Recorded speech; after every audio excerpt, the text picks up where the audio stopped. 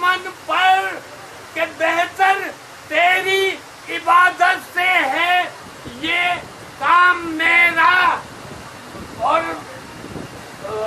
کہ بہتر کام ہے سنو کرتا ہوں میں لعنت ابو طالب کے دشمن پر، اور ابو طالب سے وجہ دشمنی کیا تھی کبھی سوچا ان کے کہ ابو طالب سے وجہ دشمنی کیا تھی کبھی سوچا؟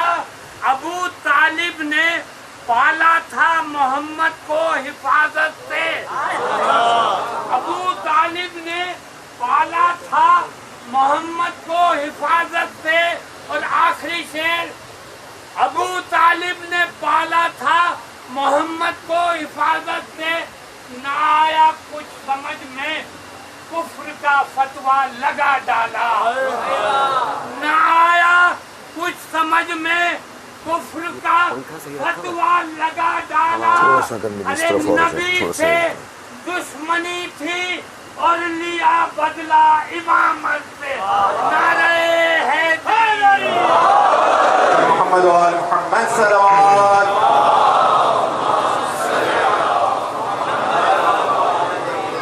فاتحہ۔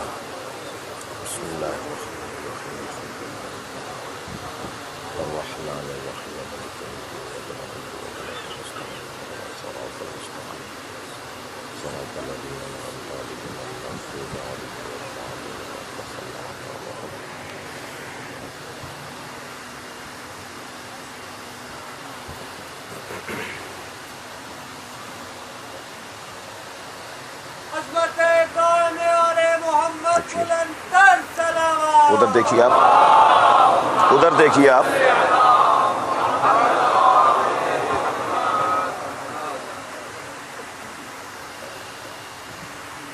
چل رہا ہے۔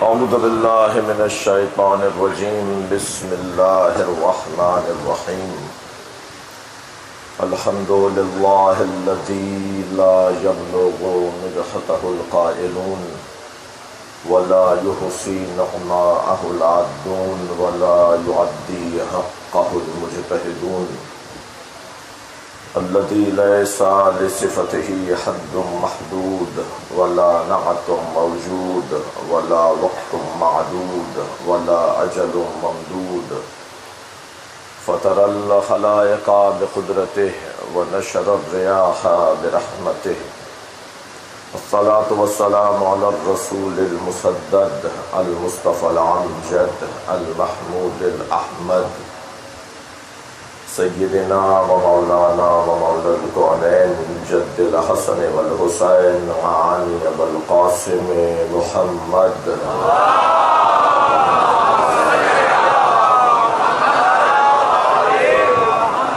الطيبين الطاهرين المعصومين الذين قال الله إنما يريد الله ليذهب عنكم الرجس أهل البيت ويطهركم تطهيرا،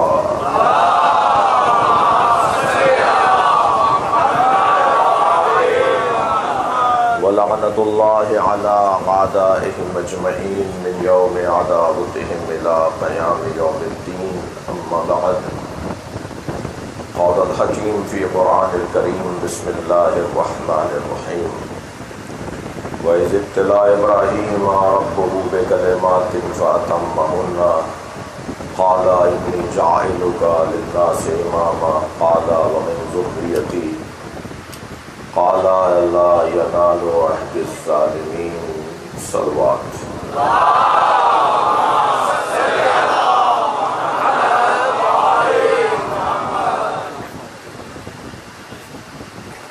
سورہ مبارکہ بقرہ کی 147 آیت کریمہ اللہ اپنے اس کلام میں عقیدہ امامت کو بیان کر رہا ہے۔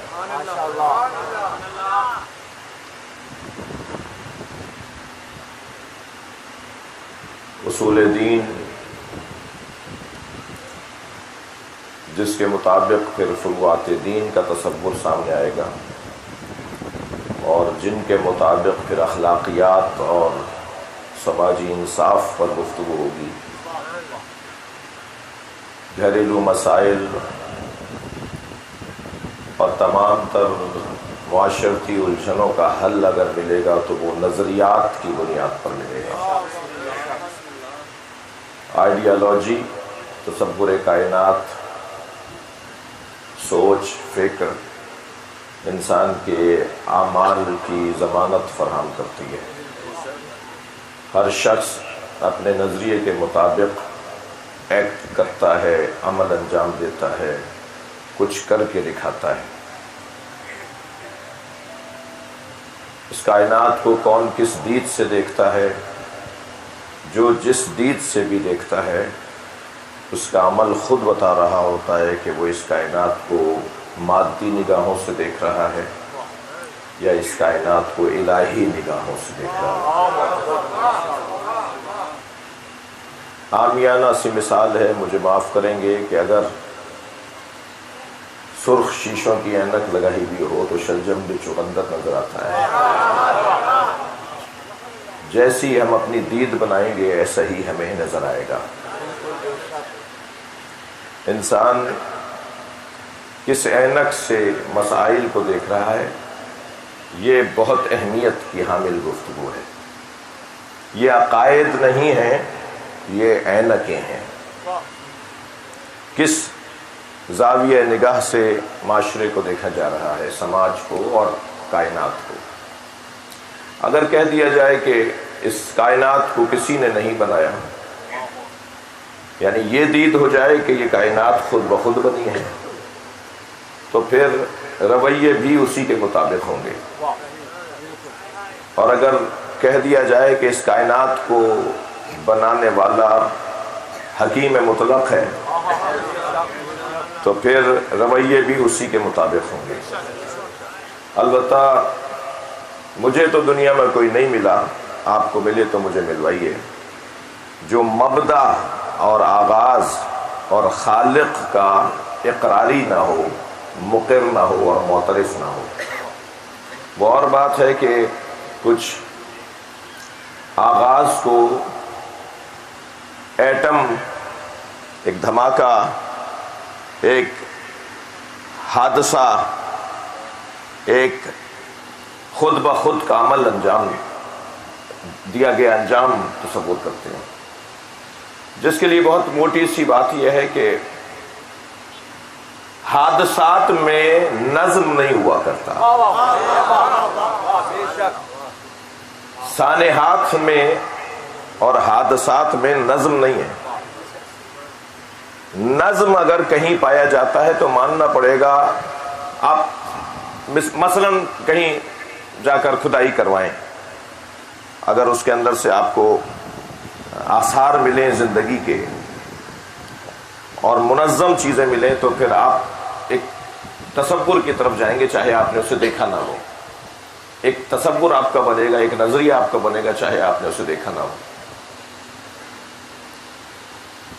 اور اگر بے ہنگمی ہو تو آپ اسے حادثہ تصور کریں گے۔ یعنی اگر حادثے کی بنیاد پر یہ کائنات بنی ہوتی، توجہ، تو کبھی بھی اس کائنات میں نظم نہ ہوتا۔ نظم بھی اتنا محکم ہے کہ سورج ایک لمحے کے لیے بھی اپنے مالک کے حکم سے سرتابی نہیں کرتا۔ نظم اتنا محکم اور مضبوط ہے کہ پہلے سے چیزوں کے جوڑنے کے بعد معلوم ہو جاتا ہے کہ اب ہونے والا کیا ہے۔ بھائی آج جدید سائنس والے تکبر نہ کریں کہ انہیں پہلے سے موسم کا پتہ چل جاتا ہے، وہ اللہ کے وجود کا اقرار کریں کہ کوئی ہے کہ جس نے جمع و تفریق کا نظام بنایا ہوا ہے۔ یہ خود بخود نہیں ہو رہا۔ حادثے اور ہوتے ہیں، توجہ، منصوبے اور ہوتے ہیں۔ یہ کائنات منصوبے کی بنیاد پر بنائی گئی ہے، اور جس نے اس کائنات کو خلق کیا ہے اس خالق نے نہ صرف اس کائنات کو بنا کر چھوڑ دیا ہے بلکہ اس نے بنانے کے بعد اسے چلانے اور بچانے کی ذمہ داری بھی لی ہے۔ ہم اپنے اللہ کو صرف خالق نہیں مانتے، توجہ، کہ جس نے بنا کر چھوڑ دیا ہو، ہم اپنے خالق کو خالق کے ساتھ ساتھ رب بھی مانتے ہیں، جو بنانے والا بھی ہے اور پالنے والا بھی ہے، جس کا کام ہماری نشو و نما بھی ہے، جس کا کام ہماری تربیت کرنا بھی ہے۔ میں عقیدہ امامت کی بحث کرتے ہوئے اپنی تمہیدی بیان سے آج کی مجلس کی تمہید کو گزار رہا ہوں اور اس سے کچھ ضروری باتوں کی طرف آپ کی توجہ چاہوں گا۔ وہ ہمارا خالق ہے، اس نے ہمیں خلق کیا ہے، اور اس عرفانی بحث میں جانے سے گریز کرتے ہیں کہ واحد سے واحد کے علاوہ صادر نہیں ہوتا، مگر خود واحد سے جو واحد صادر ہوا ہے تو خود جسے ہم واحد سے واحد کے صدور لا یصدر من الواحد الا الواحد، وہ جو واحد سے صادر ہوا ہے وہ بھی تو مخلوق ہے۔ یعنی میرے اور آپ کے مخلوق ہونے میں کتنا بڑا اعزاز ہوگا کہ جب محمد جیسا وجود اللہ کی مخلوق ہے، جب علی جیسا وجود اللہ کی مخلوق ہے۔ لہذا پہلے ہی مرحلے پر یہ ساری الجھنیں انہوں نے ایک جملے میں دور کر دیں، نَدِّلُونَا عَنِ الرُّبُوبِیَّہ اجعلونا مخلوقین، ہمیں رب نہ بولو، پھر قولوا ما شئتم۔ البتہ کچھ افراد ایسے بھی ہمیں ملتے ہیں کہ جب ہم ان احادیث کو اور ان مفاہیم کو بیان کرتے ہیں تو یہاں تک بھی ان کے لیے قابل ہضم نہیں ہوتا، اور وہ کہتے ہیں کیا مطلب ہے کہ پھر نبی بول دیں، کیا مطلب ہے کہ اللہ نہیں بولے پھر انہیں مثال کے طور پر معاذ اللہ فرشتہ بول دیں۔ یہ دوسری احادیث اس حدیث کی تشریح کریں گی، جیسے ایک آیت دوسری آیت کی تفسیر کرتی ہے ایسے ہی احادیث کی بھی تفسیر کرتی ہیں۔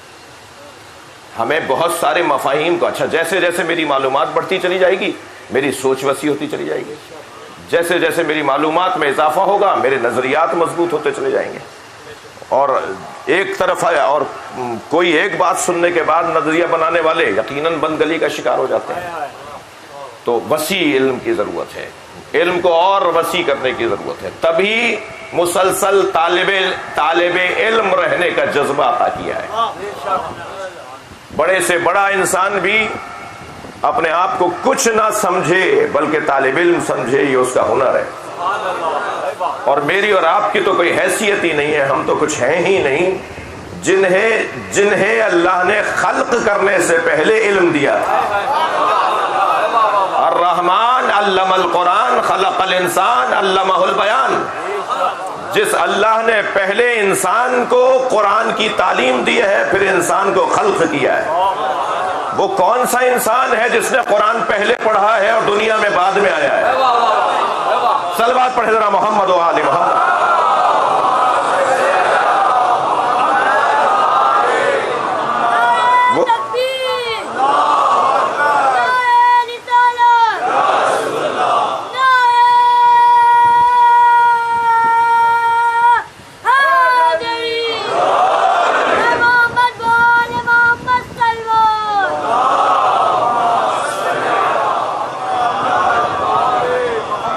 لہذا مسلسل معلومات میں اضافے کی ضرورت ہے، اور وہ خالق جس نے انہیں اتنا کچھ پڑھا کر سجا کر بھیجا وہ بھی یہ چاہتا ہے کہ اگر مجھ سے میرا حبیب، مجھ سے میرا مصطفیٰ دعا مانگے تو دعا یہ مانگے کہ قل رب زدنی علما،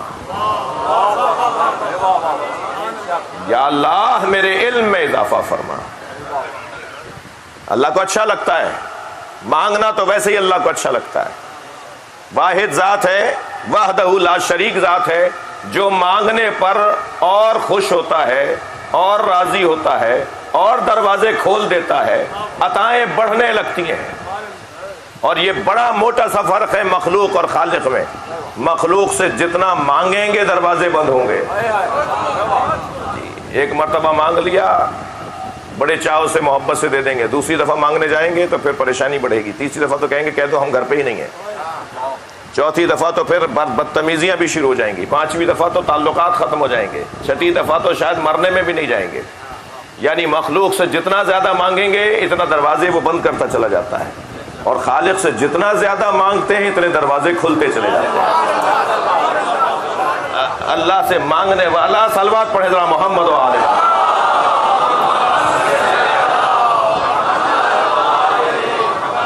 وہ جو مانگنے والوں کو پسند رکھتا ہے, اس سے جب میں اور آپ مانگیں تو یقیناً ہمارا بھی مانگنا خوش فہم تو ہو سکتا ہوں نا میں کہ ہمارا مانگنا بھی اللہ کو اچھا لگتا ہے, لیکن کیا کہنا جب مصطفیٰ مانگتا ہو, کیا کہنا جب علی سجدہ ریز ہوتا ہو, جنہیں سب ماننے کو تیار ہیں اور وہ اسے مانتے ہوں, تو اس مانگنے کا حسن ہی کچھ اور ہے. اور جب اس رشتے کی طرف جائیں گے, یہ مانگنے اور دینے والے کے رشتے کی طرف, جس کو عبدیت کا رشتہ کہا جاتا ہے, جس کو معبود اور عبد کا رشتہ کہا جاتا ہے, تو پھر سرکار دو جہاں کی ذات میں ہمیں وہ وحدت نظر آتی ہے, وہ یکتائی نظر آتی ہے کہ اللہ جس کی عبدیت سے, توجہ چاہوں گا, جس کی عبدیت سے اتنا راضی ہو جائے کہ اسے عبد بولنے کے لیے معراج پر بلائے. میں انتہائی مبارک مجمع کی سماعتوں کو دیکھتے ہوئے ایک جملہ ہدیہ کر رہا ہوں, یہ معراج پر نہیں بلایا تھا, عبدیت کا ثبوت فراہم کیا تھا. یہ کمال عبدیت ہے جسے معراج کہا جاتا ہے. سبحان الذی اسری بعبدہ, وہ جو اپنے بندے کو راتوں رات لے گیا, وہ جو عبدیت. اچھا, یہاں معراج کے ساتھ عبدیت کا رشتہ جوڑا ہے, اور ادھر کربلا میں حسین کے ساتھ فادخلی فی عبادی, سورہ مبارکہ الفجر کی آخری آیت. یعنی اللہ نے وہاں نبی کو معراج پر بلایا تو عبدیت کے رشتے سے بلایا, اور کربلا میں جب حسین مولا نے قربانی کا کمال پیش کیا تو حسین کو اپنے خاص بندوں میں شامل کر دیا. بلکہ میری عقیدت نہیں, کچھ پڑھنے کے بعد ایک جملہ ہدیہ کر رہا ہوں, نبی کی معراج سدرۃ المنتہا ہے, حسین کی معراج کربلا معلی ہے. وہ بھی عبدیت کا رشتہ تھا, یہ بھی عبدیت کا رشتہ ہے.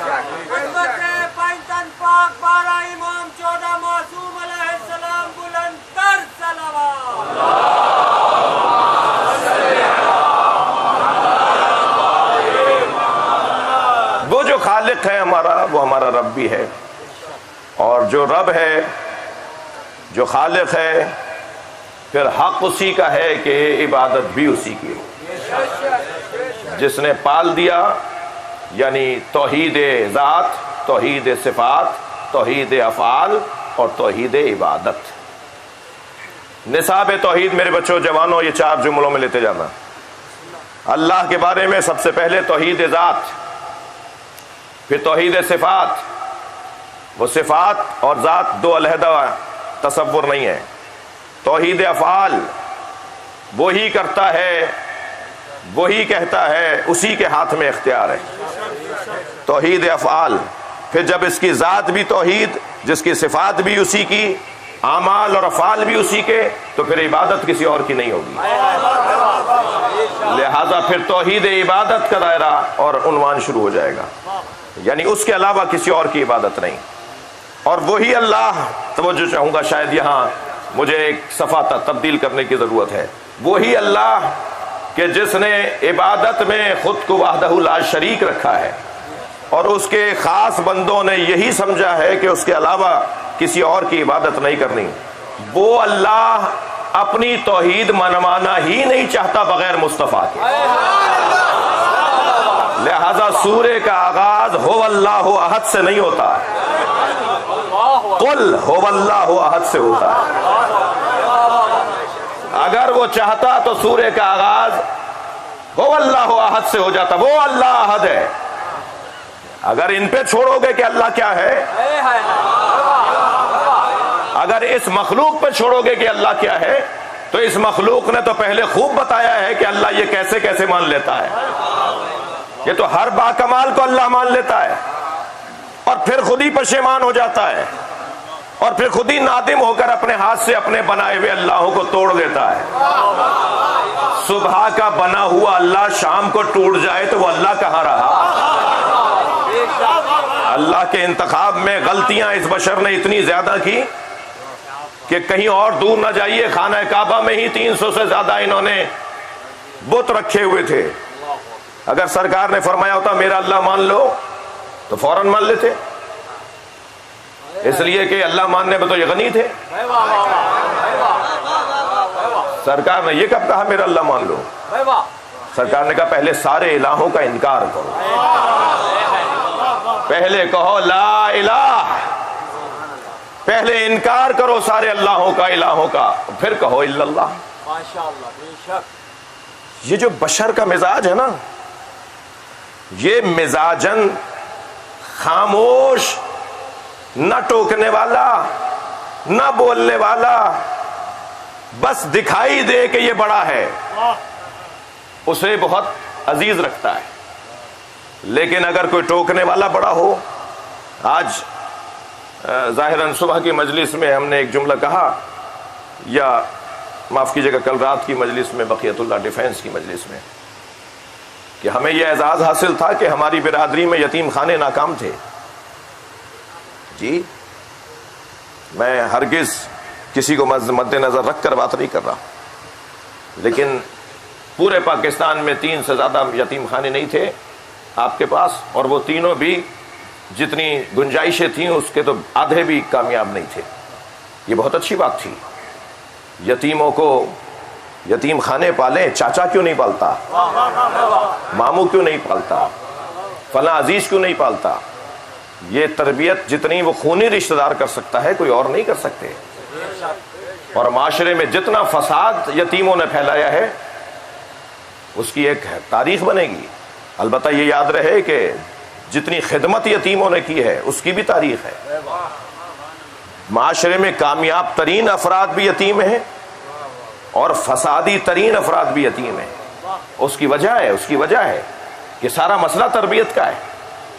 آپ نے اگر تربیت کا نظام اپنے ہاتھ میں نہیں لیا، تربیت آپ کے ہاتھ میں نہیں ہوئی، تو آپ اسی بچے سے توقع رکھیے کہ وہ فساد پھیلائے گا. جی صدام بھی یتیم تھا، خمینی بھی یتیم تھے.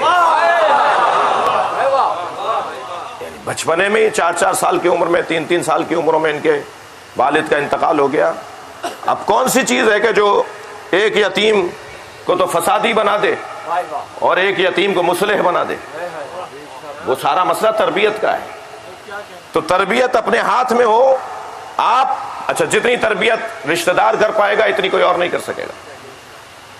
اور آپ دیکھ لیجئے، زیادہ دور نہ جائیے، اہل دقت بیٹھے ہیں. اگر ہم اس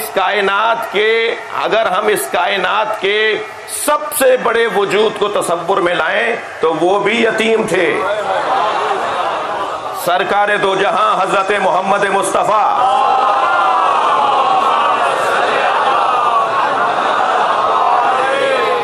وہ بھی یتیم تھے. میں نے اتنا تو کہہ دیا کہ وہ یتیم تھے، یہ بھی تو بتاؤں کہ ان کی تربیت کس نے کی. اللہ اکبر.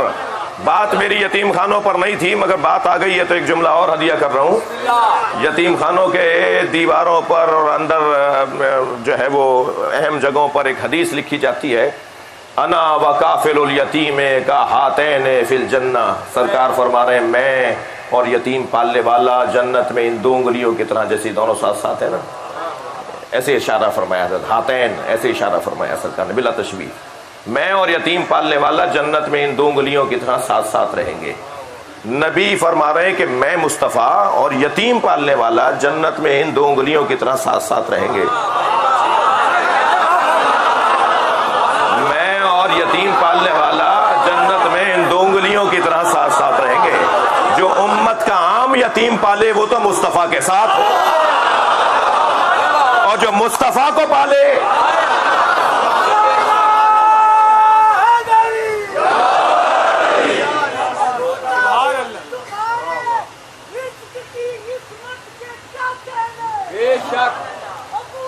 بھائی یہ برے صغیر کی مجلس ہے، اس کا ایسے ہی رنگ ہوتا ہے، آپ دل خراب نہیں کریں۔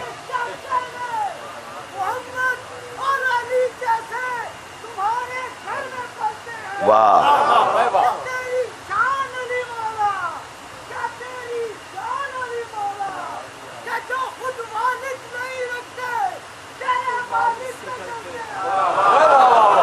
نہیں سب ایک سے نہیں ہے، صلوات پڑھیے ذرا محمد۔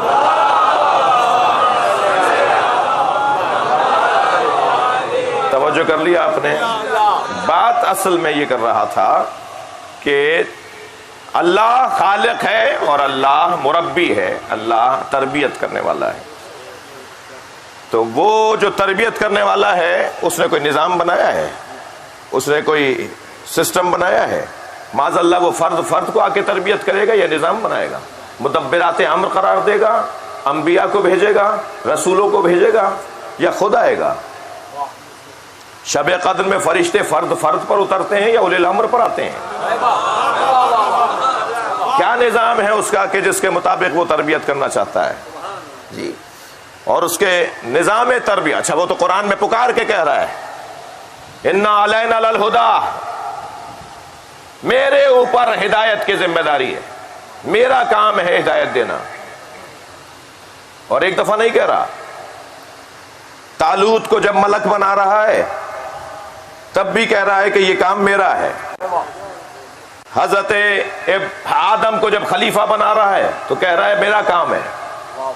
اور پھر میرا مضمون آج کی تمہید مکمل، جب حضرت ابراہیم علیہ السلام کو امام بنا رہا ہے، جی روزانہ یہ آیت سن رہے ہیں، جب حضرت ابراہیم کو اللہ امام بنا رہا ہے تو کہہ رہا ہے میں امام بنانے والا ہوں، انی جاعلک للناس اماما۔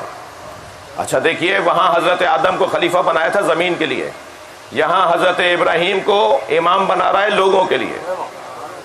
تو وہاں زمین کے لیے بنایا تھا، اس کا مطلب یہ نہیں ہے کہ اور علاقوں کے لیے حضرت آدم خلیفہ نہیں تھے، نہیں، زمین دار الخلافہ، زمین مرکز مخلوقات، اس لیے حضرت آدم کو زمین پر قرار دیا۔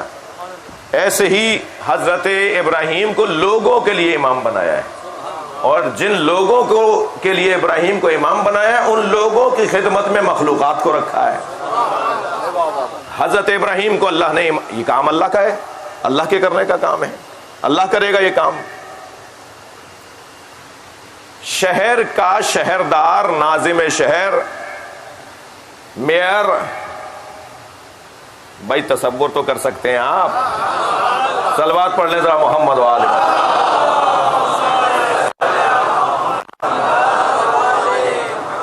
جی اس پورے ملک کی بہتری کے لیے صلوات پڑھیں۔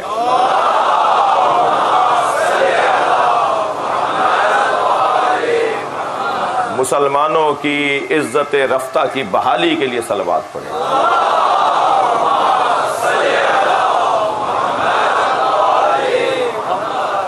شہر کا میئر اگر شہر چھوڑ کر جائے گا تو کیا پورے شہر کے جمعدار کسی کو میئر بنائیں گے؟ ان کا احترام رہے، خدمت گزار ہیں وہ، لیکن کیا پورے شہر کی صفائی کرنے والے کسی کو میئر بنائیں گے؟ جج اگر کرسی چھوڑ کر جائے گا تو کیا مقدمہ باز لوگ سب مل کر طے کریں گے کہ آج کے بعد ہمارے فیصلے کون کرے گا؟ یا جس نے پہلے والا جج بنایا تھا وہی بنائے گا؟ یا جس نے پہلے والا میئر بنایا تھا اسی سسٹم کے مطابق بنے گا؟ اللہ نے جب نظام ہدایت اپنے ہاتھ میں لیا ہے تو یہ کیا مذاق ہے کہ کبھی ہم بنا لیتے ہیں، کبھی اللہ بنا دے گا؟ صلوات پڑھیں ذرا محمد و آل محمد۔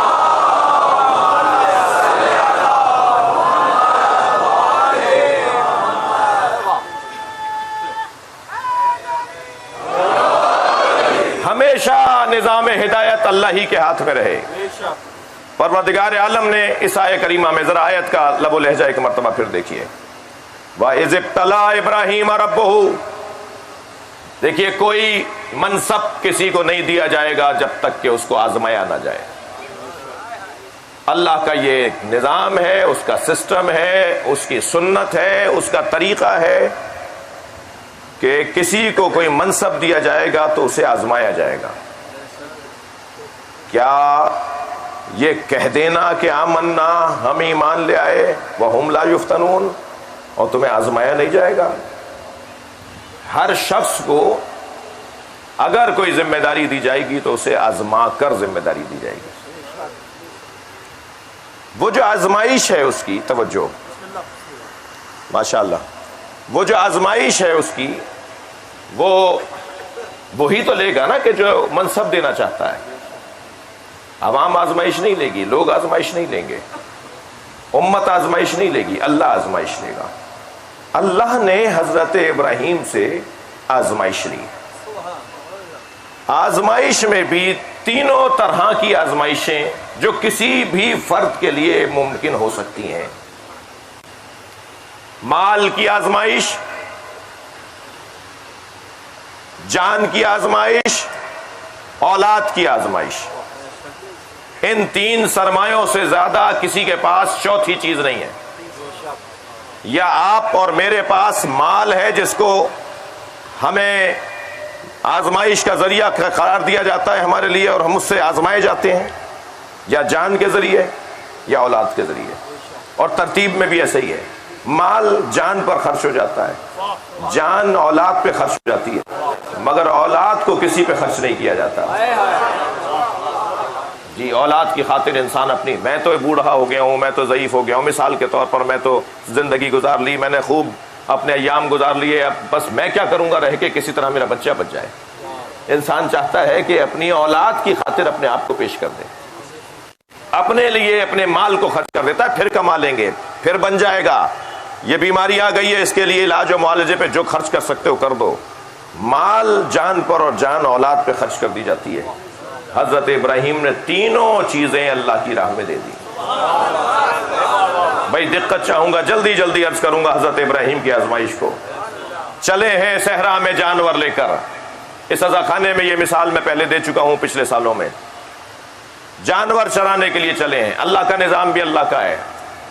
آیت اللہ اشتہاردی کی خدمت میں مدرسہ فیضیہ کے اندر ان سے ہی سنی مثال ہم نے. اکثر انبیاء کرام سے اللہ نے جانور چروائے, بکریاں چروائی ہیں, نبیوں سے چوپائے چروائے ہیں اللہ نے.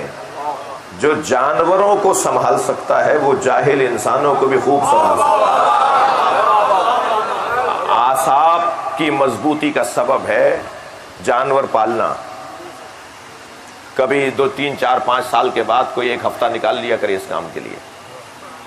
بڑے بڑے لوگوں سے میں گزارش کر رہا ہوں اور اپنے آپ سے پہلے کہہ رہا ہوں, یہ فریش کورس سے کم نہیں ہے, یہ ٹریننگ سے کم نہیں ہے. خاص طور پر لیڈر حضرات, قومیات کے لوگ, سیاسی شخصیات سے گزارش کر رہا ہوں. اتفاق سے جناب مصطفیٰ کمال صاحب بھی تشریف فرمائے ہیں, محمود مولوی صاحب بھی تشریف فرمائے, اور شیعہ علماء کونسل کے سندھ کے صدر جناب مولانا اسد اقبال زیدی صاحب, وقار مہدی صاحب تو میرے ہمیشہ کے کرم فرمائے. جی ہمیں, میں اپنے لیے کہہ رہا ہوں, ہمیں ہر کچھ 2 4 5 سال بعد, 10 سال کے بعد کسی صحرا میں 2 4 5 مثلاً اس طرح کا کوئی کام کرنا چاہیے جس سے اعصاب مضبوط ہوں. جی کوئی ہمیں ٹریننگ پر بھیجے گا نہیں, ہم خود بھی تو اپنی تربیت کا, اپنے آپ کو سنبھالنے کا انتظام کریں. اعصاب مضبوط ہوں گے, غصہ کم ہوگا, برداشت بڑھے گی, تحمل مزاجی میں اضافہ ہوگا. جو عوامی لوگ ہوتے ہیں, جو جن کا تعلق سماج سے ہوتا ہے, انہیں چپتے ہوئے جملے سننا پڑتے ہیں. جی میں تو کہہ رہا ہوں کہ چپتے ہوئے جملے تو وہ سنے گا جو کوئی فون تو اٹھائے گا, رابطے میں تو آئے گا. تو رابطے میں آنا سماجی لوگوں کی ذمہ داری ہے. بھائی ساری باتیں میں اپنے اوپر رکھ کر رہا ہوں, کہیں پانی مرے نہیں. تو میں صرف اتنا عرض کر رہا ہوں کہ ہم سب کو ضرورت ہے نا اس چیز کی. حضرت ابراہیم بھی چلے, بھائی زیادہ نصیحتیں نہ ہو جائیں. حضرت ابراہیم بھی چلے جانوروں کو چرانے کے لیے میدان میں. ادھر جبریل امی امتحان لینے کے لیے آ گئے. اللہ نے بھیجا تھا حضرت جبریل کو, اور حضرت ابراہیم کے برابر سے ایک تسبیح پڑھتے ہوئے گزرے, اور تسبیح تھی سبوح قدوس ربنا ورب الملائکۃ والروح. یہ وہی تسبیح ہے پروردگار ہے جو یا ابراہیم کو اچھی لگتی تھی یا حسین کو. کثرت سے امام حسین بھی یہی تسبیح پڑھتے تھے, اور کثرت سے یہی تسبیح حضرت ابراہیم بھی پڑھتے تھے. جیسے حضرت خضر دعائے کمیل پڑھتے تھے اور مولا علی دعائے کمیل پڑھتے تھے. جی مولا علی ہی کو حق ہے کہ بتائیں کہ دعا کمیل خضر یہ دعا پڑھتے تھے. خضر کیا پڑھتے تھے کون بتائے گا؟ یہ وہی بتا سکتے ہیں جو ولایتوں کا رشتہ آپس میں رکھتے ہوں. تو جیسے یہ تسبیح پڑھی تو حضرت ابراہیم ایک مرتبہ متوجہ ہوئے اور پوچھنے لگے تم کون ہو؟ تم تو بہت اچھا ذکر کر رہے ہو میرے اللہ کا، ایک دفعہ اور سناؤ. تو فوراً جبریل نے کہا اس کے بدلے میں دو گے کیا؟ اب آزمائش شروع ہو رہی ہے مال کی. جس سے محبت کرتے ہو اس کے نام پہ خرچ بھی کرتے ہو. تو حضرت ابراہیم نے فرمایا یہ جانور میں آدھے دے دوں گا. آدھے جانور دے کر کہا ایک دفعہ اور سناؤ. آنکھوں میں آنسو بھر بھر کے کہنے لگے ایک دفعہ اور سناؤ. کہا آپ کیا دو گے؟ کہا جتنے رہ گئے سب دے دوں گا. سارے جانور حضرت ابراہیم نے اللہ کا ذکر سننے کے لیے دے دیے. جبریل نے آگے بڑھ کر کہا ابراہیم ہمیں تمہارے جانوروں کی ضرورت نہیں تھی، ہم تو یہ دیکھنا چاہ رہے تھے کہ تم اللہ کی خاطر اپنی دنیا سے ہاتھ اٹھا سکتے ہو یا نہیں. یہ حضرت ابراہیم کے مال کا امتحان تھا. جی ہمیں اور آپ کو بھی آج بارہا ان امتحانوں کا سامنا کرنا پڑتا ہے. میں یہ بات بارہا کہتا ہوں اور پھر تکرار کر رہا ہوں، مجھے معاف کیجیے گا تکرار پہ. 3 طرح کے لوگوں کو تو یا علی مدد بولنا ہی نہیں چاہیے. 6 دفعہ سوچنا چاہیے نعرہ حیدری لگانے سے پہلے. ایک کنجوس کو، ایک بزدل کو اور ایک تنگ نظر کو. کنجوسوں کا کوئی تعلق علی سے نہیں ہے. کالر ادھرا ہوا ہے، پائچے پھٹے ہوئے ہیں، بٹن ٹوٹا ہوا ہے، چپل 2 طرح کی پہنی ہوئی ہے. کون ہے یہ؟ کراچی میں لی مارکیٹ میں ان کی 25 دکانیں ہیں. جو اپنے اوپر پیسہ نہیں لگاتا وہ مسجد پہ کیا لگائے گا؟ وہ مدرسے پہ کیوں لگائے گا؟ جو کنجوسی بنتی نہیں ہے مولا علی کے چاہنے والوں کے ساتھ. مال دے دیا یہ حضرت ابراہیم کے مال کا امتحان تھا. حضرت ابراہیم نے اپنی جان دے دی. جان دینے کے لیے اچھا کیوں جان دی؟ کیسے؟ کیا ہوا جو جان پر بن گئی بات؟ کیا ہوا جو جان پر بن گئی؟ عادتوں سے، روایتوں سے اور معاشرے کے اندر پھیلے ہوئے ایک بڑے مرض سے ٹکرانا اپنی جان دینے کے مترادف ہے. بہت رسکی کام ہے، بہت خطرناک کام ہے. اگر آپ معاشرے کے کسی بڑے مرض سے ٹکرا رہے ہو، معاشرے کی اصلاح کرنا چاہتے ہو، اور معاشرے کی اصلاح میں معاشرے کی اس سے بڑی اور کیا برائی ہوگی کہ سارا معاشرہ بت پرست ہو جائے اور چلے گئے خانہ بت سازی میں اور بت کدے کے اندر اور جا کے سارے بت توڑ دیے. اور بت توڑیں گے تو پھر یہ تو ہوگا، مگر وہ کیا مطمئن نہیں ہے؟ انتہائی اطمینان کے ساتھ کام بھی ایسے کر رہے ہیں کہ کوئی گھبراہٹ نہیں ہے، اور کام ایسا کر کے آئے ہیں کہ آج تک مثال بن رہی ہے. کام بتائے نا کہ کس کا ہے، چال بتائے نا کہ کون جا رہا ہے. کسی کو کہنے کی کیوں ضرورت پڑے کہ میں کون ہوں؟ کھلیے اسے پہچانا جائے، شناخت رکھتا ہو اپنے کاموں کی. حضرت ابراہیم نے سارے بت توڑ کر بڑے بت کے گلے میں کلاڑی لٹکا دی. سنی بھی بات آپ کی. اور بڑے اطمینان کے ساتھ آ کر اپنے گھر بیٹھ گئے. اور جب یہ لوگ واپس آئے اور انہوں نے دیکھا کہ بت ٹوٹے ہوئے ہیں تو آپس میں کہنے لگے یہ اس جوان کا کام ہے جسے ابراہیم کہا جاتا ہے. اچھا انہوں نے دیکھا نہیں تھا کہ یہ کام کس کا ہے. بنا دیکھے بلا دیکھے انہوں نے مان لیا کام ابراہیم کا ہے. کام بتا رہا ہے کہ کس کا ہے. اچھا بلا کے لے آئے تو یہ بھی نہیں کہا کہ میں نے نہیں کیا. کہنے لگے اسی نے کیا ہوگا جس کے گلے میں کلاڑی لٹکی ہے. تو کہنے لگے وہ تو ناک پہ بیٹھی مکھی نہیں جل سکتا. تو فرمانے لگے جو ناک پہ بیٹھی مکھی نہیں جل سکتا وہ تمہارا خالق کیسے ہے، وہ تمہارا رب کیسے ہے. اور جیسے ہی جھنجھوڑا نا حضرت ابراہیم نے پورے معاشرے کی ذہنیت کو جھنجھوڑ ڈالا. تو بات تو سمجھ میں آ گئی کہ ابراہیم کیا کہہ رہے ہیں، مگر دین پہ دنیا بھاری، دین پہ دنیا بھاری. بات صحیح کر رہا ہے مگر مان لیں گے تو پھر کس کس کو منہ دکھائیں گے. عزیز مصر کو پتا تھا میری زوجہ غلط کہہ رہی ہے، مگر پھر بھی حضرت یوسف کو زندان میں ڈال دیا. دین پہ دنیا بھاری. میں یوسف کو زندان میں ڈال دوں گا، اور اگر میں نے مان لیا کہ میری زوجہ غلط کہہ رہی ہے تو پھر میں برباد ہو جاؤں گا، میں رسوا ہو جاؤں گا. تو دین چاہے زندان میں چلا جائے مگر دنیا میری بچ جائے. یہ انسان کی پرانی کمزوری ہے. اصول چاہے زندان میں چلے جائیں، اقدار چاہے پامال ہو جائیں، دین چاہے زندان میں چلا جائے، اور وہ زندان میں جانے کے بعد ان تکلیفوں کا سامنا کرے، اگر کسی طرح میری دنیا عزیز رہے، میری دنیا بہتر رہے. یہی ہوا تھا، یہاں بھی یہی ہوا. مان رہے ہیں کہ ابراہیم صحیح کہہ رہے ہیں، مگر کیسے تسلیم کر لیں؟ کہ کسی طرح اسی کو آگ میں جلا دو. اب نتیجہ دیکھیے معاشرے سے ٹکرانے کا. معاشرے سے ٹکرانے کا نتیجہ کہ آگ میں جائیں گے ابراہیم. اور ابراہیم آگ میں گئے، کوئی پریشانی نہیں ہے، کوئی گھبراہٹ نہیں ہے. میں قومیات کے لوگوں سے ہاتھ جوڑ کر کہتا ہوں، آپ خدمات بہت انجام دیتے ہیں، لیکن جیسے ہی جب آپ کی دل آزاری ہوتی ہے تو کہتے ہیں ہمیں قوم نے دیا کیا، ہمارے ساتھ یہ ہو گیا، ہمارے ساتھ وہ ہو گیا. تم نے قوم کی خاطر کیا تھا یا اللہ کی خاطر؟ اگر اللہ کی خاطر کیا تھا تو مطمئن کیوں نہیں ہو؟ اور اگر بندوں کے لیے اور عوام کے لیے کیا تھا تو پھر تم شاید اپنی اصلاح کرو. یہ شرک کی ایک بہت خطرناک وادی ہے. یہ شرک کی ایک خطرناک وادی ہے کہ تم لوگوں کے لیے کام کر رہے تھے. تم اللہ کی خاطر کام کرو، اللہ خود ان لوگوں کو تمہارا مرید بنا دے گا. اور یہ قاعدہ حسین ابن علی کا دیا ہوا قاعدہ ہے. ہم محرم کی مرکزی کراچی کی مجلس کے اندر بیٹھے ہوئے ہیں، یہ قاعدہ امام حسین کا ہے. یا اللہ جس نے لوگوں کی خاطر تجھے چھوڑ دیا اسے نہ لوگ ملے نہ تو ملا. یہ امام حسین کی مناجات کے جملے ہیں.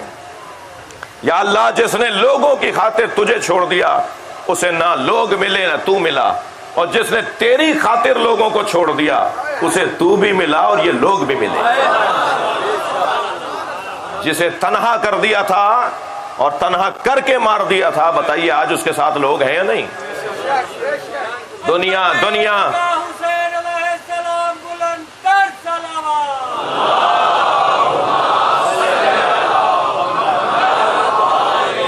بھائی میری بڑی ذمہ داریاں بنتی ہیں، میرے فرائض ہیں، میں ان کو خوب جانتا ہوں اور کوشش کر رہا ہوں کہ اس کے اوپر عمل کروں. جی بہت مشکل ہے. اطمینان کے ساتھ وہی جائے گا جس کی نیت للہ ہوگی. اور جا رہے ہیں آگ کے اندر، کوئی انہیں پریشانی نہیں ہے، بڑے مطمئن، قلب سلیم اور فہم سلیم کے ساتھ اور شعور کمال شعور کے ساتھ. اور جب جبریل نے آ کر پوچھا حل لک حاجت یا ابراہیم، اے ابراہیم کوئی حاجت ہے؟ آگ میں کوئی جلایا جا رہا ہو، کسی کوئی مار رہا ہو، کسی کو کوئی تیر مار رہا ہو، اور کوئی ایسے میں آ کے کہے کہ کوئی مدد کروں تو اس سے زیادہ اور اچھا کون لگے گا؟ تو فرمایا اما الیک فلا، ہاں ہے مگر تم سے نہیں ہے. کہا پھر کس سے ہے؟ کہا اسی سے جس نے آنے کی اجازت دی ہے. کہا پھر بتا دو، جا کے اللہ کو بتا دیتا ہوں تمہاری حاجت کیا ہے. تو فرمانے لگے علمہ بحالی یغنی عن سوالی، وہ میرے حالات کو جانتا ہے، اب سوال کی ضرورت کیا ہے؟ میرے لیے بہت ہے کہ وہ میرے حالات سے آگاہ ہے. اور آگ میں چلے گئے اور آگ ٹھنڈی پڑ گئی. یہ ابراہیم نے اپنی جان کا امتحان دیا. اور اب ایک ہی چیز رہ گئی ہے، وہ ہے اولاد. گلے پہ چھری پھیر دو، بیٹا میں نے خواب میں دیکھا ہے کہ میں تمہارے گلے پہ چھری رکھ رہا ہوں، تمہیں ذبح کر رہا ہوں. فرمایا بابا آپ وہی کیجئے جو آپ کو حکم دیا گیا ہے. بات ہوگی آگے کہ معصوم کا خواب بھی بیداری میں حکم کی طرح ہوتا ہے. یہ میرا اور آپ کا خواب نہیں ہے، مجھے معاف کیجئے گا. سوال آئے گا نا ذہن میں. آپ وہی کیجئے جو آپ کو حکم دیا گیا ہے. آپ مجھے صابروں میں پائیں گے، صابروں میں پائیں گے. خود بھی بہت بڑے صابر ہیں، اس کے باوجود انسان کامل بھی ہیں اور انسان اکمل ہیں، تو اس لیے ہی صابر بڑے ہیں. مگر کسی کا صابر ہونا لازمہ نہیں ہے کہ اس کی آنکھوں میں آنسو نہیں آئیں گے. لہذا آنکھوں پہ پٹی باندھ لی، بچے کے ہاتھ پیر باندھ دیے، چھری اتنی تیز کی کہ ایک جنبش کے اوپر گلا کٹ جائے، میرے بچے کو اذیت نہ ہونے پائے. وہ سارے کام جو آپ قربانی کے موقع پر ان آداب کا خیال رکھ رہے ہوتے ہیں، وہ حضرت ابراہیم نے اپنے بچے کو ذبح کرتے وقت ان ساری باتوں کا خیال کیا ہے. اور جب چھری چلا دی، چھری چل گئی، انہیں احساس ہو گیا کہ میرا بچہ ذبح ہو گیا ہے تو پھر اب آنکھوں سے پٹی کھلی تو کیا دیکھا کہ دمبا ذبح ہوا ہے اور حضرت اسماعیل برابر میں کھڑے ہیں. تو کہا یا اللہ کیا میری قربانی قبول نہیں ہوئی؟ فرمایا ابراہیم وَفَدَيْنَاهُ بِذِبْحٍ عَظِيمٍ إِنَّ هَذَا اللہ اکبر. کتنا سخت امتحان تھا کہ خود اللہ کہہ رہا ہے ان هذا سورہ صافات ان هذا لَهُوَ الْبَلَاءُ الْمُبِينُ. بہت بڑی آزمائش تھی، کھلی آزمائش تھی.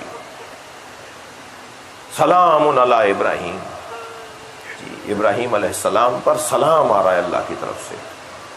وَفَدَيْنَاهُ بِذِبْحٍ عَظِيمٍ، اور ہم نے اس قربانی کو ایک بڑی قربانی پر، عظیم قربانی پر، اس سے بڑی قربانی پر مؤخر کر دیا.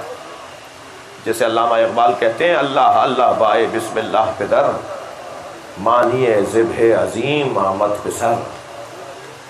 اقبال کی زبان میں قرآن کی یہ جو آیت ہے ذبح عظیم، کہ ہم نے اس قربانی کو ایک عظیم قربانی پر مؤخر کیا ہے.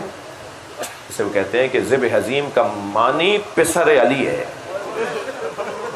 علامہ اقبال کے وہ بھی سنائے نا میں نے آپ کو، اللہ اللہ بائے بسم اللہ پہ در، مانیے ذبح عظیم آمد پہ سر.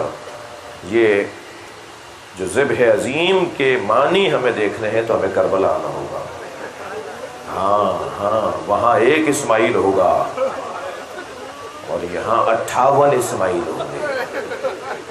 58 بنی ہاشم ہیں کربلا کے میدان میں، 18 تو مولا علی کے بیٹے ہیں، اور ایسے ایسے کہ ان میں ہر فرد اپنی جگہ مکمل لشکر ہے، مکمل لشکر ہے. اصحاب بھی ایسے کہ جن کا تذکرہ کریں تو مکمل تاریخ پر ان کے اوپر لکھی جائے. حبیب ابن مظاہر، زہیر قین، مسلم ابن اوسجا، اللہ اکبر.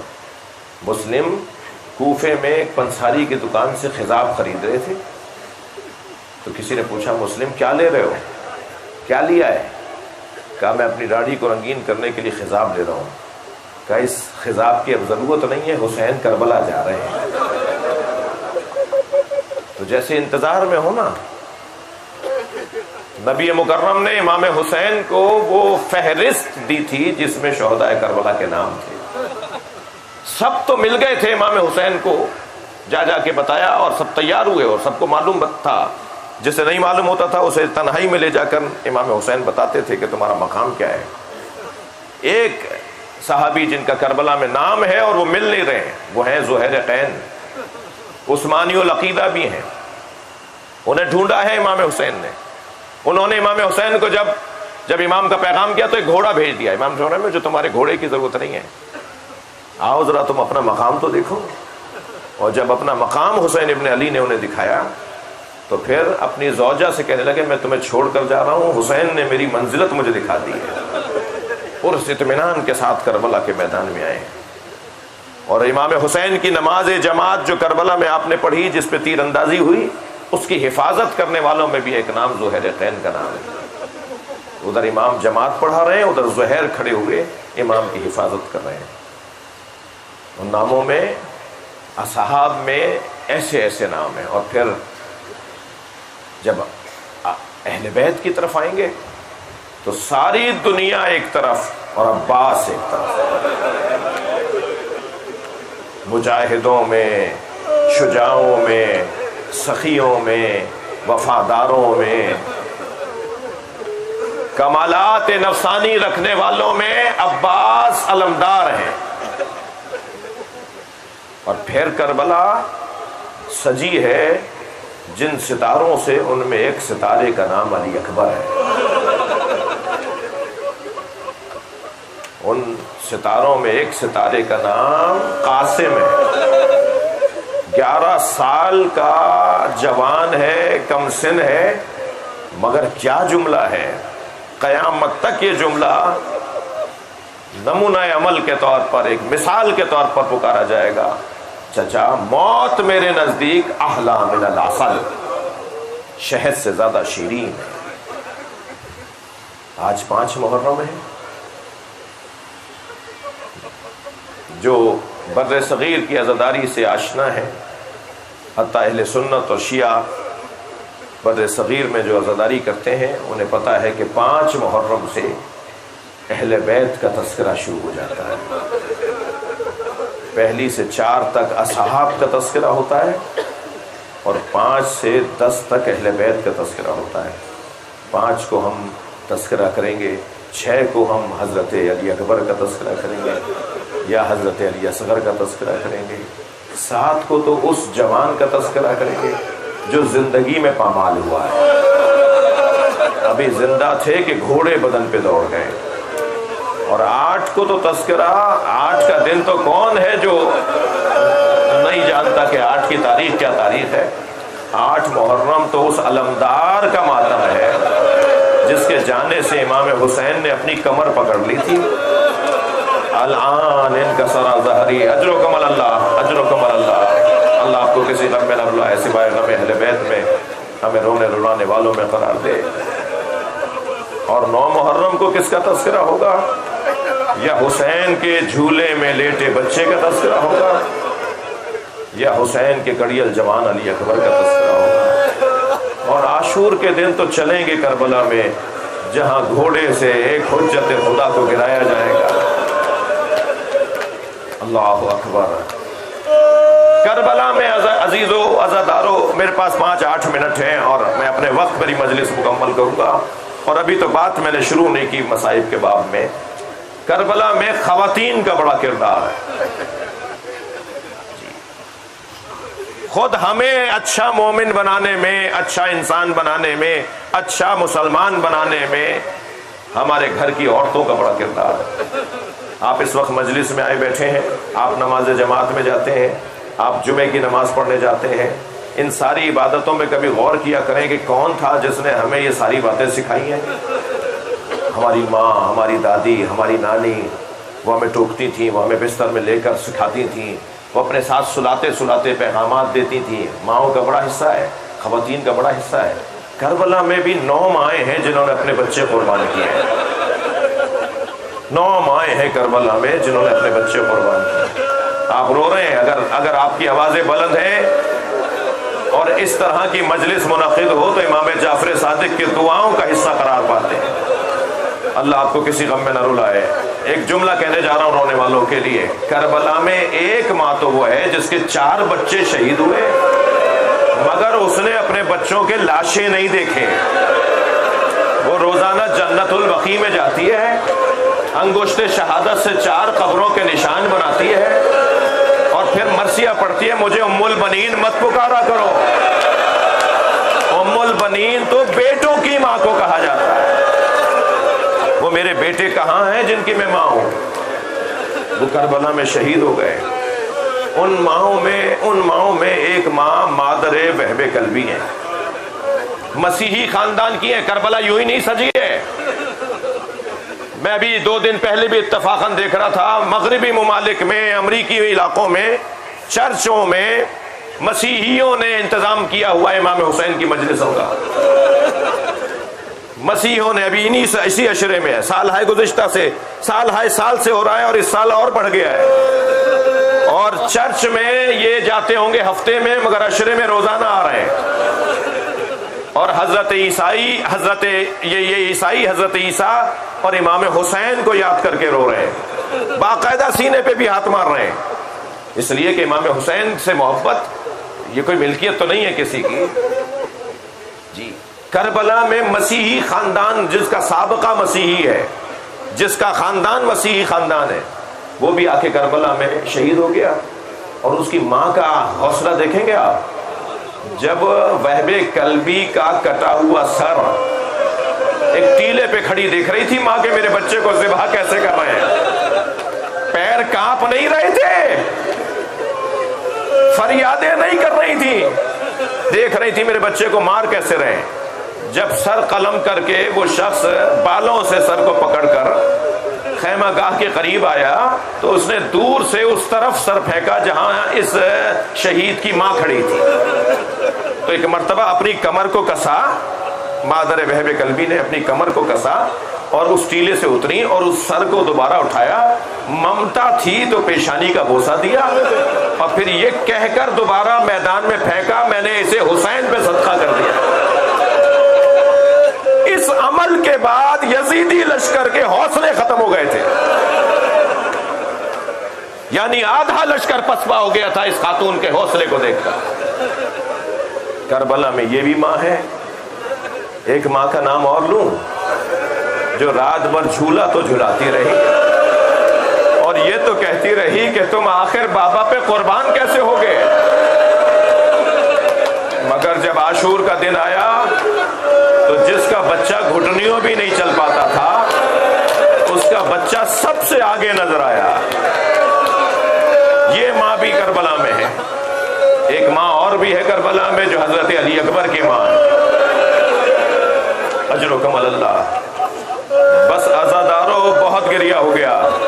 ایک ماں کا آج ہم تذکرہ کرتے ہیں جس نے اپنے 2 بچے قربان کیے ہیں، اور وہ علی کی بیٹی زینب کبریٰ، وہ مولا امام حسین کی برابر کی بہن، جنہوں نے نبی کی گود میں پرورش پائی ہے۔ اللہ آپ کو کسی غم میں نہ رلائے، غم دنیا سے نجات عطا فرمائے۔ 3 یا 4 سال کا سن ہے جناب زینب کا۔ نبی مکرم روزانہ نماز فجر کے بعد در اہل بیت پہ سلام کرتے ہیں۔ آیہ تطہیر کے نازل ہونے کے بعد رحلت مصطفیٰ تک، سرکار کی رحلت تک مسلسل نبی نے صبح کی نماز کے بعد در اہل بیت پہ کھڑے ہو کے سلام کیا ہے، اہل بیت کو یاد نام لے کر پکارا ہے، اور روزانہ دروازہ کھلتا تھا اور نبی کا احترام ہوتا تھا۔ ایک دن دروازہ کھلا تو نبی نے دیکھا زینب کھڑی ہے، جی کم سنی ہے، 3 یا 4 سال کا سن ہے۔ جناب زینب کو دیکھ کر نبی مکرم نے تعجب سے پوچھا، بیٹا تم دروازے پر کیوں آئی ہو؟ جتنا پیار سرکار کو حسین سے ہے اتنا ہی زینب سے بھی ہے۔ پیشانی کا بوسہ دیا، زینب دروازے پر آئی ہو؟ کہا نانا میں نے رات کو خواب دیکھا ہے۔ اماں زہرا نے کہا ہے کہ نانا سے خواب کی تعبیر پوچھو۔ فرمایا بیٹا کیا خواب دیکھا ہے؟ نانا میں نے دیکھا ہے صحرا میں تنہا ہوں، نانا تیز آندھی چل رہی ہے، میرے پیر زمین سے اکھڑ رہے ہیں، میں نے ایک درخت کا سہارا لیا مگر آندھی کے جھونکے نے وہ درخت زمین سے اکھاڑ دیا۔ نانا مجھے دوسرا درخت نظر آیا، میں نے اس کا سہارا لیا، وہ درخت بھی زمین سے اکھڑ گیا، پھر میں نے تیسرے درخت کا سہارا لیا، وہ بھی زمین سے اکھڑ گیا۔ نانا اب دور دور تک کوئی سہارے کے لیے درخت بھی نہیں تھا۔ پھر کہتی ہے نانا اگر خواب یہاں مکمل ہو گیا ہوتا تو آپ کو زحمت نہ دیتی۔ نانا خواب مکمل نہیں ہوتا، تیز آندھی چل رہی ہے، آندھی کے جھونکے سے میرے سر سے چادر اتر گئی۔ نبی کی آنکھوں میں آنسو آئے، فرمایا زینب تمہارے 3 سہارے ہیں، تمہارا بابا علی تمہارا سہارا، تمہارا بھائی حسن، تمہارا بھائی حسین۔ ایک میدان ہوگا جہاں تمہارے سر سے چادر اتاری جائے گی۔ اجرکم اللہ۔ وہ نبی زادی کربلا میں اپنے بچوں کو قربان کر رہی ہے، ایک کا نام محمد ہے، ایک کا نام اون ہے، دونوں کو بار بار بھیج رہی ہیں جاؤ ماموں سے اجازت لو، اور حسین لوٹا دیتے ہیں کہ ابھی کچھ دیر بعد آنا۔ اور پھر ایسا وقت آیا کہ بی بی نے آ کر کہا بھائی اگر کل قیامت میں ماں زہرا نے پوچھ لیا زینب میرا بچہ مارا گیا، اس کی حفاظت کے لیے تم نے کیا کیا؟ بھائی میرے بچوں کو اپنے پاس اپنی جانب سے بھیج دیجئے۔ اب دونوں بچوں کو تیار کر کے روانہ کیا، کم سن ہیں، زیادہ عمریں نہیں ہیں، میدان کربلا میں خوب جہاد کیا۔ اور جب بھیج رہی تھی نا جناب زینب تو فرما رہی تھی کہ ایسے لڑنا کہ پتہ چلے کہ علی کے نواسے ہیں، ہاں ایسے لڑنا کہ پتہ چلے جعفر طیار کے پوتے ہیں۔ یہ حضرت جعفر طیار کے پوتے ہیں، حضرت عبداللہ ابن جعفر طیار کے بیٹے ہیں، اور جناب زینب کے بچے ہیں، یعنی مولا علی کے نواسے ہیں۔ اور میر انیس نے تو 2 مصروں میں بھی اس منظر کو نظم کیا ہے، کہتی ہیں کہ تم کیوں کہو کہ شیر خدا کے ولی کے ہیں، فوجیں پکار اٹھے کہ نواسے علی کے۔ تم مت بتانا کہ تم کون ہو، تمہارا انداز بتائے گا تم علی کے نواسے ہو۔ اور پھر جب میدان میں اترے ہیں تو دونوں بچوں نے جنگ کرتے کرتے نہر کی طرف رخ کیا۔ ابھی نہر کی طرف دونوں کی سواریاں گئی تھیں کہ دیہڑی پر آ گئی جناب زینب۔ عباس میں نے سنا ہے یہ نہر پہ چلے گئے، بس دور سے آواز لگا دو کہ پانی نہ پینا، اس لیے کہ تمہارے ماموں پیاسے ہیں، خیمے میں بچے پیاسے ہیں۔ دونوں شہزادوں نے اپنی شجاعت کا خوب مظاہرہ کیا، آخر زخموں سے چور زمین کربلا پر گرے۔ دونوں میں اون میں ابھی دم تھا جب حسین پہنچے، لاشیں اٹھا کر لا کر گنج شہیدہ میں رکھا۔ لیکن عجیب منظر دیکھیں گے، جب لاشیں لائے نا امام حسین، حضرت عباس، حضرت علی اکبر بدن اٹھائے ہوئے تھے، تو ساری بیویاں کھڑی استقبال کر رہی تھیں، ان بچوں کی ماں نظر نہیں آ رہی تھی۔ امام نے تعجب سے پوچھا بہن زینب کہاں ہے؟ پتہ چلا کہ خیمے میں حالت سجدہ میں ہے اور ایک تسبیح پڑھ رہی ہیں، شکرن شکرا، یا اللہ تیرا شکر ہے میری محنت سوارت ہو گئی۔ کیا جگر ہے ان بیویوں کا۔ امام نے فرمایا زینب کو بلاؤ، اون بار بار پکار رہا ہے۔ ابھی حضرت اون میں جو چھوٹا بچہ ہے اس میں دم ہے۔ جب آئی قریب، بچے کو گود میں لیا، جیسے ہی ماں کی گودی کی گرمی پائی، اون نے آنکھیں کھول دی۔ آنکھیں کھول کے بس مجلس مکمل کر رہا ہوں، جو رو چکے ہیں، جن کی آنکھوں میں آنسو آ گئے، انہیں اللہ اجر عطا فرمائے، جو تشریف فرمائے ہیں اللہ ان کو اس کا اجر عطا فرمائے۔ جب آنکھیں کھولی نا تو دو ہی جملے کہے۔ ایک جملہ تو یہ کہا، اماں کیا ہم نے وفاداری کا حق ادا کر دیا؟ اماں آپ ہم سے راضی ہو گئی ہو؟ ایک یہ جملہ کہا۔ دوسرا جملہ یہ کہا، جب مدینے جائیے گا تو بابا کو ہمارا سلام کہیے گا اور کہیے گا بابا تمہارے بچوں نے اپنی قربانیاں پیش کر دی۔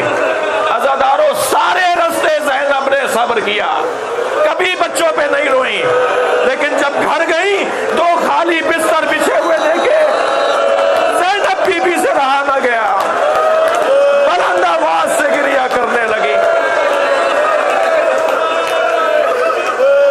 اللہ لعنت اللہ علی قوم الظالمین، فسيعلم الذين